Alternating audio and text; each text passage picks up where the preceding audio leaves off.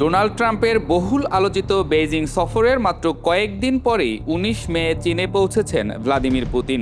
আন্তর্জাতিক রাজনীতিতে এই সময়টাকে কেবল কূটনৈতিক ক্যালেন্ডারের কাকতালীয় ঘটনা হিসেবে দেখছেন না বিশ্লেষকরা।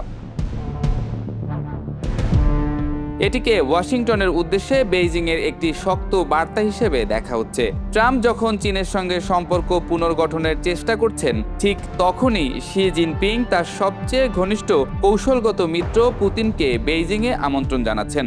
যুক্তরাষ্ট্রের সঙ্গে আলোচনার দরজা খোলা রাখলেও চীন রাশিয়াকে ছাড়ছে না। এই সফরের সবচেয়ে বড় গুরুত্ব হলো এটি এমন এক সময় হচ্ছে যখন ইউক্রেন যুদ্ধ, ইরান সংকট, তাইওয়ান উত্তেজনা এবং বৈশ্বিক বাণিজ্য যুদ্ধ একসঙ্গে নতুন বিশ্ব রাজনীতির মানচিত্র বদলে দিচ্ছে। পশ্চিমা নিষেধাজ্ঞার চাপে থাকা রাশিয়ার জন্য এখন চীনই সবচেয়ে বড় অর্থনৈতিক লাইফলাইন।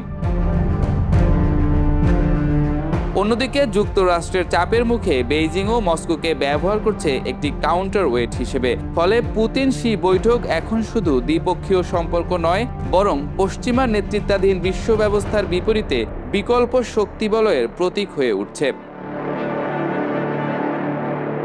সবচেয়ে তাৎপর্যপূর্ণ বিষয় হলো ট্রাম্পের সফরের পরপরেই পুতিনের এই সফর বিশ্বকে একটি স্পষ্ট বার্তা দিচ্ছে। বেইজিং এখন মাল্টি লেয়ার ডিপ্লোমেসি খেলছে।